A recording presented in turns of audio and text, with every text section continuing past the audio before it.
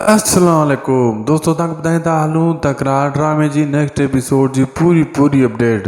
दोस्तों, अचण वारी किस्त जेका तकरार ड्रामे जी आहे, इन में हाणे हिकु बहितरीनु कमु थियण वारो आहे। पहिरीं ॻाल्हि त वक़्तु जेको आहे उहो शैतानी में लथल आहे, लेकिन भावल हाणे मीर सां ठाह करण जे लाइ तयारु फुल थी चुको आहे। हाणे सिर्फ़ु ऐं सिर्फ़ु पुलिस ज़लील करे रही आहे मीर खे। तव्हां ॾिठो ऐं मीर भॼी रहियो आहे हेॾां होॾां।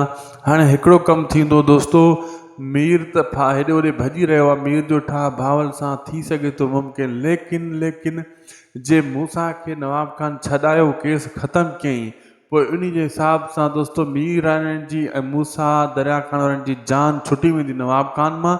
लेकिन शेर अली ऐं वरी जेको आहे जावल खान जो जेको जहिड़ो उथंदो, इहो वरी वॾो मज़ो करे वेंदो। नवाब खान इन जहिड़े खे तूल पकाइण जे लाइ वॾियूं कोशिशूं कंदो, अलाए छा कंदो, जीअं इहे ॿई पाण वेड़ी किना थियनि। ऐं शेर अली घटि बि कोन आहे, वरी जावल खान चए थो मां बि घटि कोन आहियां।